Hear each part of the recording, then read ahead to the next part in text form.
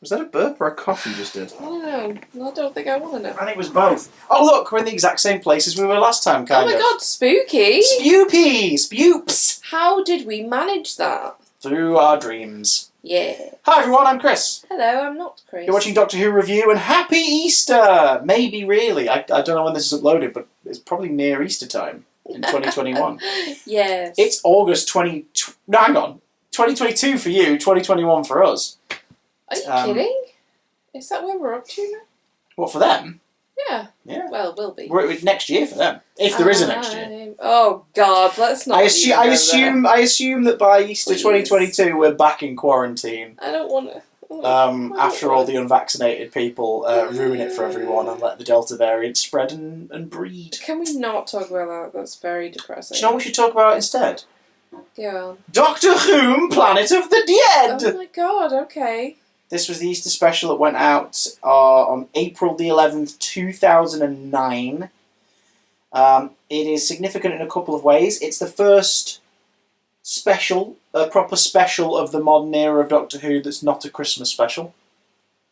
It's the first ever Easter special for Doctor Who, and as far as I can remember, correct me if I'm wrong in the chat, I think it's the only Easter special for Doctor Who. Easter, unlike Christmas, doesn't play a big role in it. It's not a big factor. It gets a couple of acknowledgements at the beginning when he's eating an Easter egg. Oh. And then it talks about, like, oh, it was the original Easter. Oh, that was a whatever, and then it moves on. And you're like, okay. The Doctor just casually hanging out at the crucifixion, sure. It didn't happen. Oh.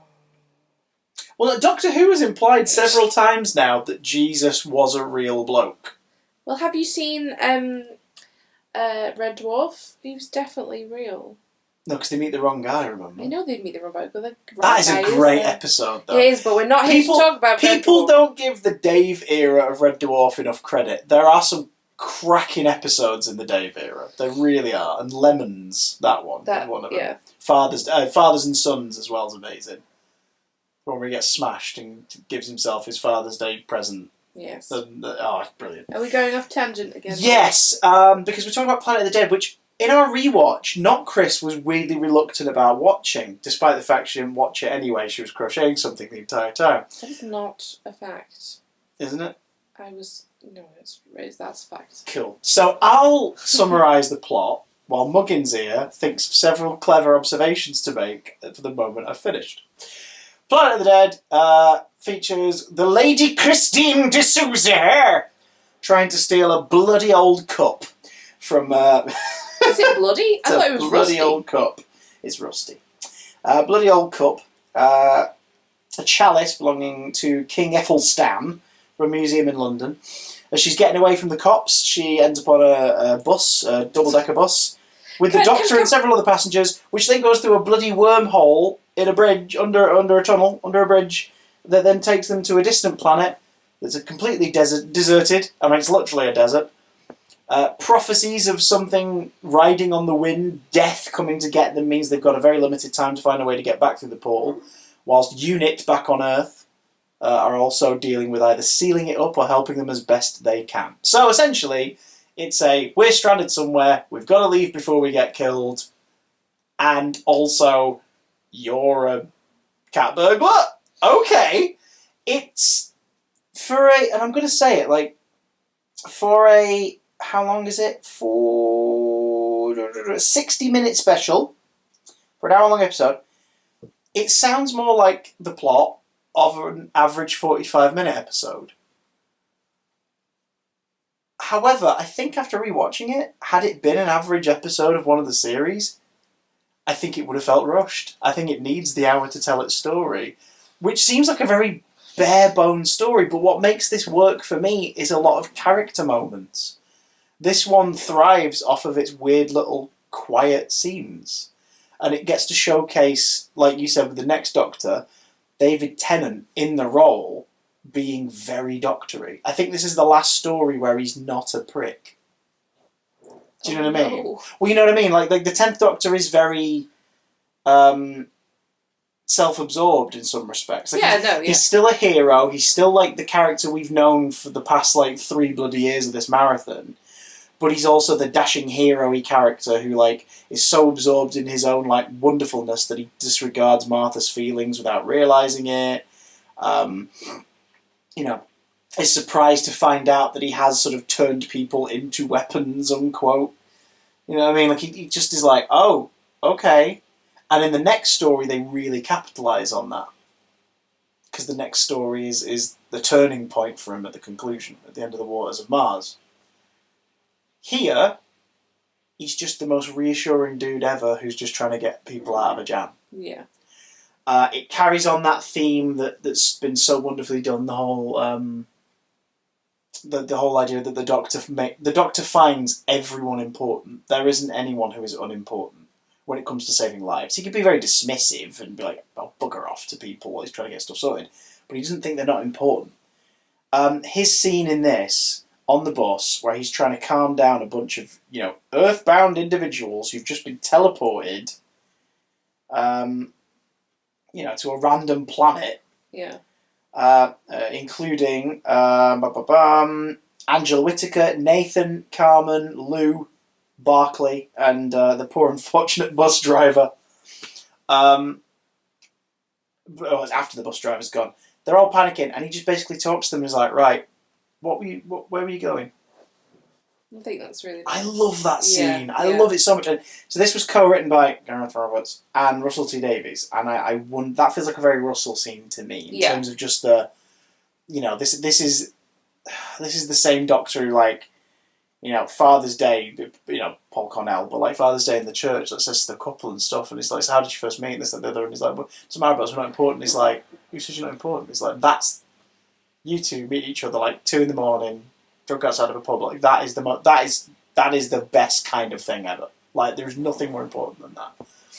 And in here he's emphasising it, the whole, like, you were going back to, literally just have a night in, do saving the pennies, so you're gonna go around to your mates and have some leftovers and stay on the couch for the night. You were gonna go and try and flirt with that, was it Tina or whatever? It's like, poor Tina. Like, you're gonna go over and flirt with what's her face, and like, you two were just going back to have chops, and like, you go and see your son. It was his night to cook. She's like to cook, like, all of that stuff. Oh my god.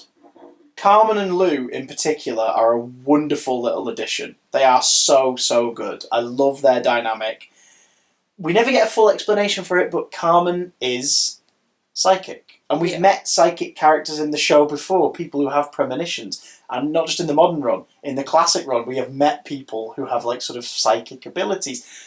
The implication sometimes has been that maybe they grew up close to rifts or vortexes or kind of delicate, fragile moments in time where things are just a bit skew-if. It's like Gwyneth. Like Gwyneth's one, where it's like, she seems to have like psychic abilities because she grew up near the rift.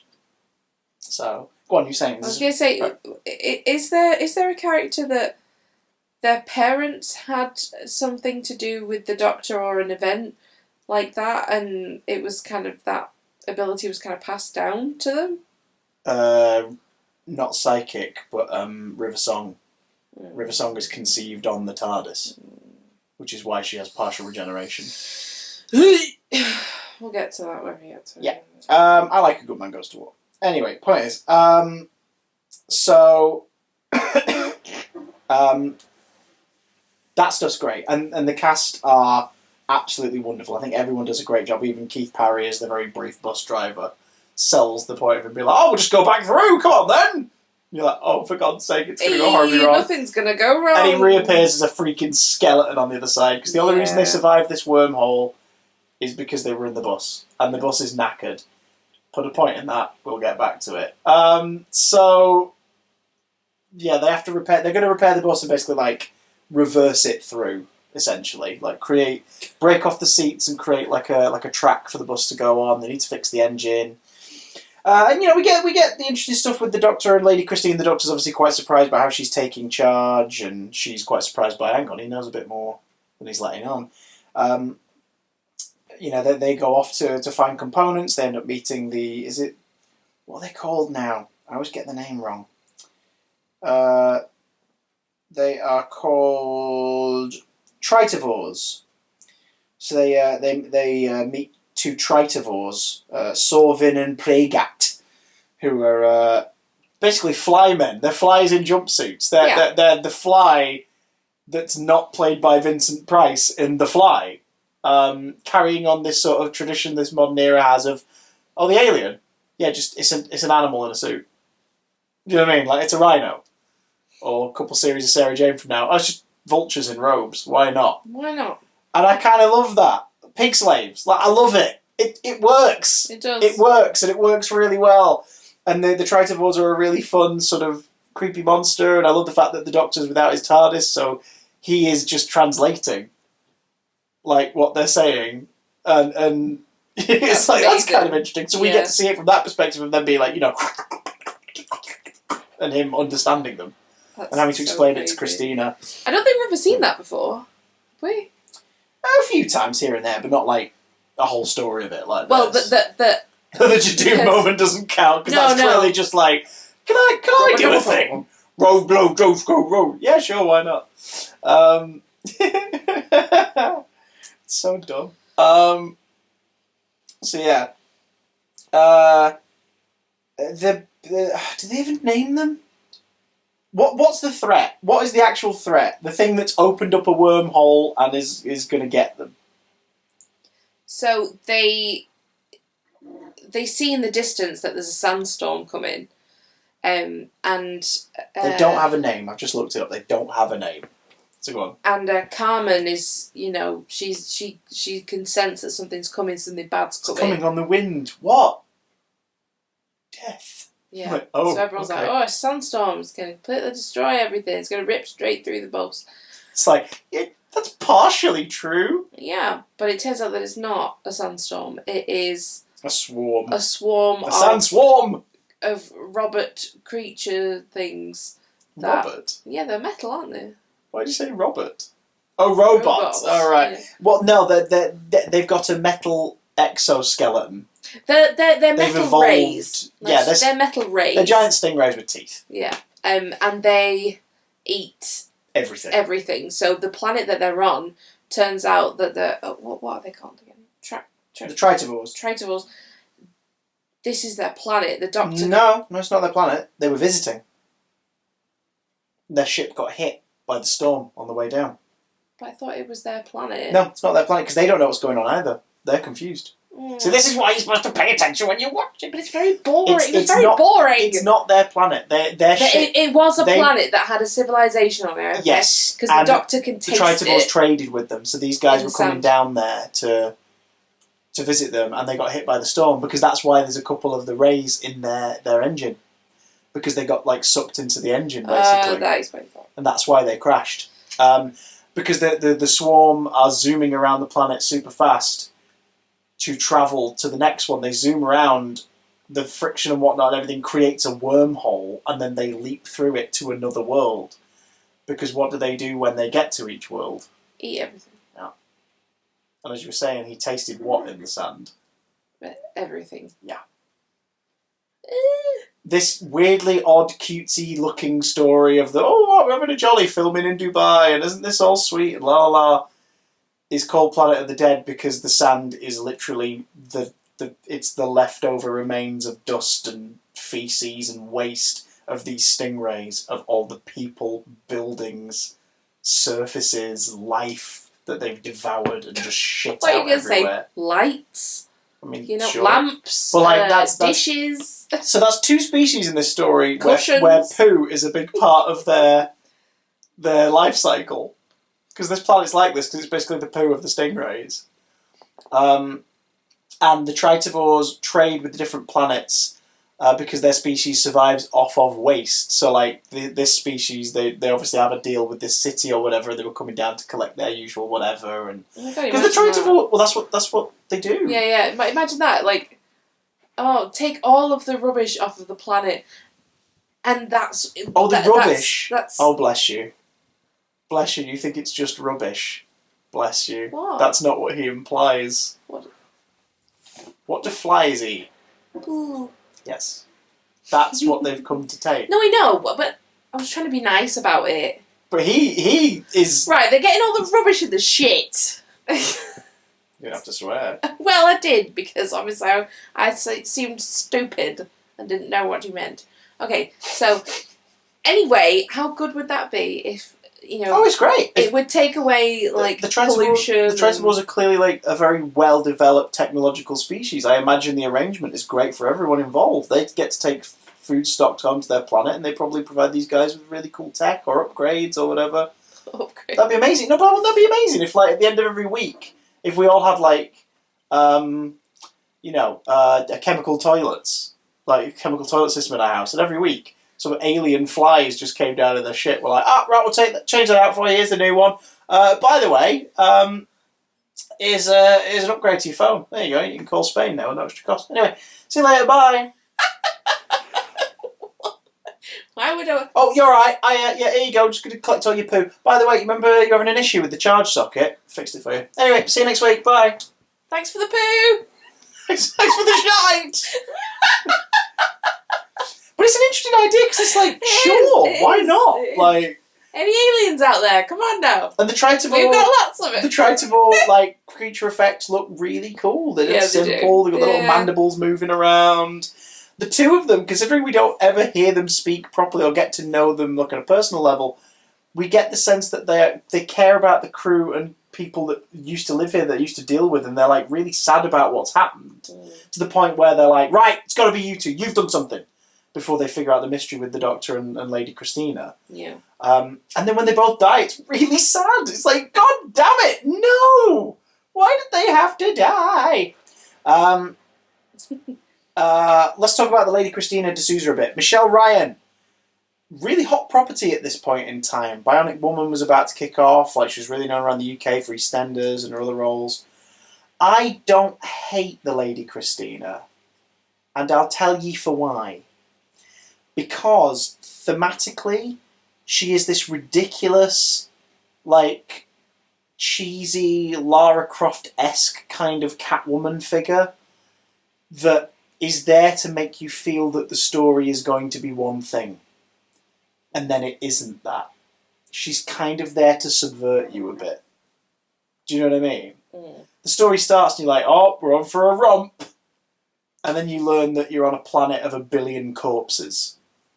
Do you know what I mean? To me, it's like, I get what her function is in this story. I understand it. And I think if Michelle Ryan had played it any less cheesy, it would be a really boring character.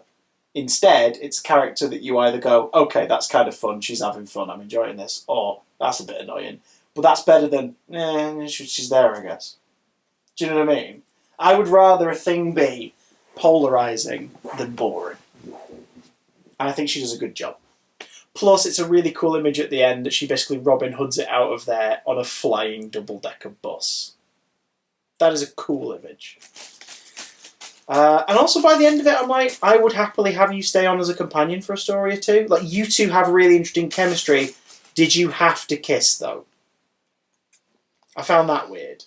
So I'm kind of glad that after the snog, which is clearly there for the trailers and for the tabloid stuff and everything at the time, because it seemed to be a pattern with the show, as the 11th Doctor, as the 11th Doctor has to say to the War Doctor, and Day of the Doctor, it's like, is there a lot of this in my future? It's like, it does become more common, yeah, when Ten's being snogged by Queen Elizabeth. I do apologise if we can hear that bag in the background. Our cat really likes plastic bags. She just likes to pat them. So that's what that noise is. Enjoy. So the fact that, like, when they have the snog, that's the bit where in my brain, that's the bit where in my brain watching it this time around where I was like, no, I'm glad she doesn't come along after this, because, like, if it would have been a romantic leaning plot, no thank you, not forced, we've had enough of that with this Doctor now, like, I want a bit of a change. Had that bit not happened, I think I'd still be slightly mourning the series that never was, because I think by the end of it, it's like, do you know what? That's a different companion. She's part of an aristocracy that have been screwed over and lost all their money. She started stealing stuff to make up, like, for it, and then got addicted to stealing stuff and the game of it. Mm. Imagine him, like, who's his companion? It's a criminal who he's trying to, like, help reform, who's actually got really cool skills and should apply them to something good. Yeah. There's a cool dynamic there. But, you know, it was not to be, and also, like, fair enough, whatever. She went off to America to make a sci-fi series in America immediately after that, so she wasn't fussed, I guess. Bionic Woman. I've got no idea what that is. Did you watch television ever? At any point? Yeah. Sometimes. Keep in mind, folks, this is in 2009 when, like, we weren't all binge watching YouTube in the background all the time, so I have no idea what you were watching. I was listening to music. And? Reading books. At the same time? Yes. It's distracting. Do you remember any of the books you read? No. There you go. Should have listened to music while you were reading the books. So, your thoughts on the Lady Christina D'Souza? I just wasn't a fan. I thought she was annoying. Some of the traits of like the femme fatale kind of vibe she was giving off, I just find a bit annoying. And I'm glad she wasn't a companion in the end. I like how it ended, like with the doctor saying no and then him helping her in the end. But, so like seeing the inherent good in her and being like, I'll give her a break. Yeah, I mean, she helped save everyone's life. Yeah, only to save her own is kind of the vibe I was getting, but not by the end of the story. Like, she wants everyone to be safe, surely. Yeah. And she gives him the chalice to use, doesn't she? I did think she was gonna go and pick up the diamond. Or the crystal or whatever, and like steal that. Yeah, and we said that at the time, didn't we? Like, is she not going to use that? Yeah, and I like that she didn't. It was kind of like, character growth. But they don't kind of telegraph that though, which like, is you think that they would. Yeah. Like one shot of her looking at it and going, yeah, exactly. Oh, and then carrying on with fixing everything. Yeah, there. So what you're basically saying is you're actually just a D.I. Macmillan stan. That was the detective inspector who's on her tail. You just wanted him to capture her, basically. Him and his vaguely Duggan-esque wardrobe. But he was a butt as well, so only the other passengers were good people. Well, then let's talk about a character you definitely didn't have any issues with, Captain Arisa Magambo. Yes. You thought she had a really boring delivery. I just thought she spoke really slow. I just didn't understand why. She was speaking slowly and clearly because she was talking to a man on a different planet over a mobile phone. I understand that. That, and she hadn't had much sleep. Played by Noma Dumezweni, returning to play the role after Turn Left. Although technically we haven't met this version because Turn Left was an alternate universe. Mm-hmm. But I like the continuity. I like the fact we're seeing like the same unit people now. Yeah. Which is kind of cool. I hope it carries on. Oh wait, no, this is the last time we see it. Oh, is it? As far as I can remember, I think this is it now. Yeah. I don't know if we see. I think the next time we see Unit, and I might be wrong. Let me know in the comments. I think the next time we see Unit is Series 7, and it's Power 3, and we meet Kate Stewart. I think that's the next time we see Unit. If we see them between now and then, I've just forgotten, but I'm pretty sure. I'm pretty sure that's it. But we also meet Malcolm Taylor, who is a one-off character, played by some random unknown bloke that we've never seen in anything ever. I wonder what he's doing now. Called, let me make sure I'm pronouncing this guy's name right, Lee Evans. I think that's who he is. Seemed quite sweet. Seemed quite funny. He's alright. Did okay in the end, I suppose. Good on you, lad. He's got a bright future. That was, when this first came out, that was the thing that I was a little hesitant about, because I really like Lee Evans. And I thought, is this going to be a really distracting guest role? Yeah. And they kind of get that out of the way intentionally with the direction when you first meet him. Like, it's proper sort of, looking through the magnifying glass, wearing daft eyewear kind of thing. Goofy. They're like, oh, it's Lee Evans. Have we got it? Great. Moving on. And then it's just played with such sincerity, and like he's a believable eccentric. Mm-hmm. He's a believable goofball. I love and again, I think the writing's a big part of that too. Like the writing, I wonder if it was written with Lee Evans in mind, or whether they cast him and then, you know, sort of amended it a bit so it could be a more Lee Evans-y kind of part. Because, like, the whole measuring things in Bernard's and Malcolm's and everything is a really fun recurring bit. The bit where he's, like, phoning the doctor to get information and the doctor's like, not now, and then the mirror version of that later. Yeah. When it's happening the other way around and the doctor's almost offended.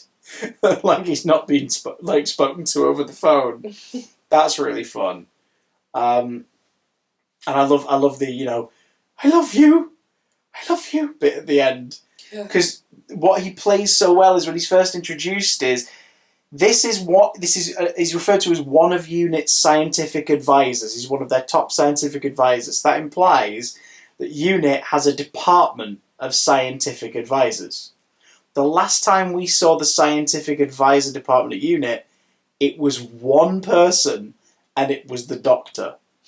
So you will have had a couple of decades now where UNIT have employed these people to fill that role, who are all probably very qualified, very intelligent, but don't have like the experience of outer space or alien communication, who will have all read up on the old guy who used to do this job. Yeah. Or the old guys who used to do this job, and are just in awe of the stories that they've read. And here's Malcolm, probably the first one of these scientific advisors, post-Doctor, getting to meet the Doctor. And it's just, you can see that, like, years of, I can't bloody believe it, on his face. Like, he's amazed that he's getting to have this conversation. But it's implied, and I'm sure they say it, that everybody gets excited about meeting the Doctor. Yeah, like Captain Magambo was like, everyone, yeah, we all have this. Everyone always dreams that they'd get to meet him one day. Yeah, because he's a legend. But like, because even she, when she first talks about the phone, she sort of stops. She's like, "It is an honour, sir." And he's like, "Are you saluting?" No. Like, of course they'd be amazed. Like, everyone who's worked at UNIT will probably be very aware of certain figures in its history, and the Doctor is absolutely one of them. So I love that. And again, it's a thing that carries on later. Like, the next time we meet one of the scientific advisors, it's Osgood, and she's like just straight up wearing clothing that resembles doctors that are on file. So like, it's obviously a thing that the science department at UNIT tend to be a bit of a fan club for the guy who used to do the job, the alien who used to do their job. So I really like that idea, and it goes with them always saying when he calls, they only ever call it like it's him. Yeah. It's like the legend, the myth, the man, the myth, the bloke, Doctor, the fella, or sometimes lady, but not yet. But you know what I mean. That guy. You read the files. It's that guy from the files. He's here to talk to you today. So yeah, I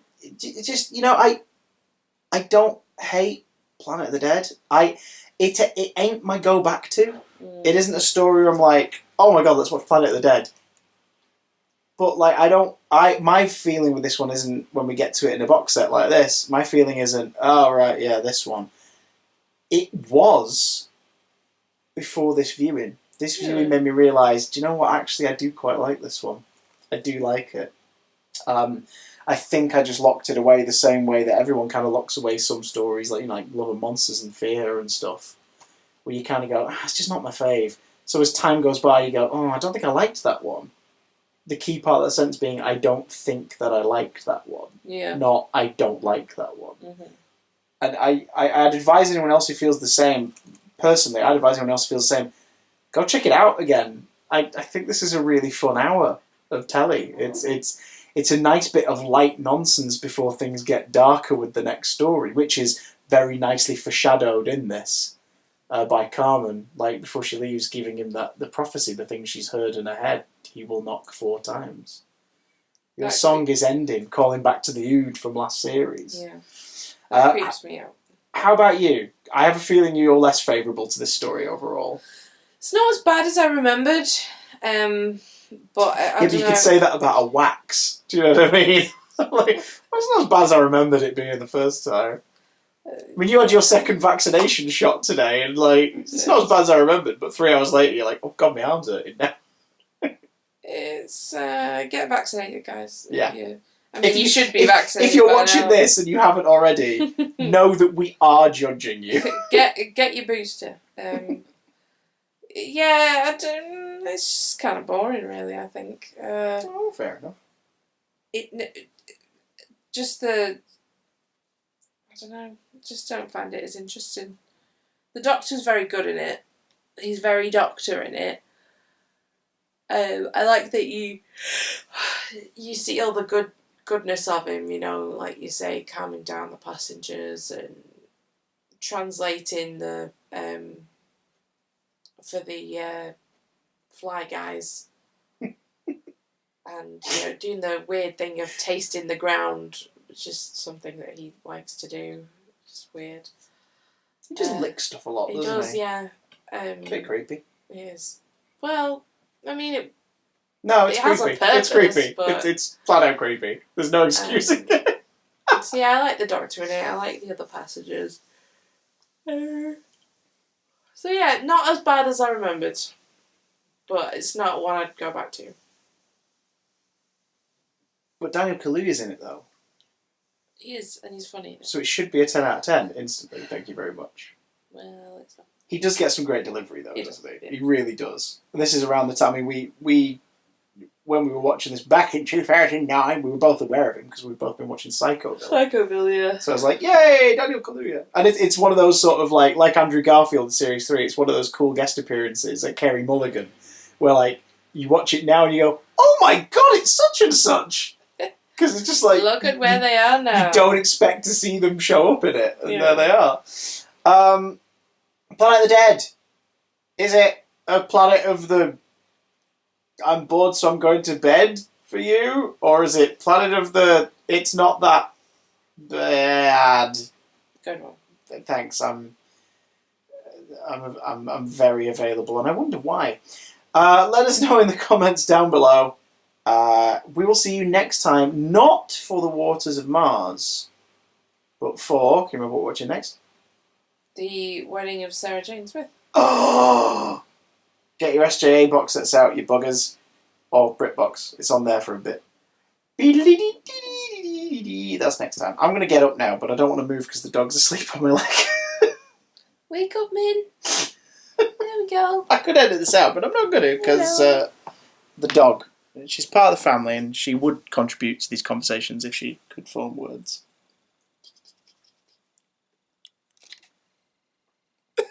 Me. Yay! Yay! Anyway, bye. Chum chum.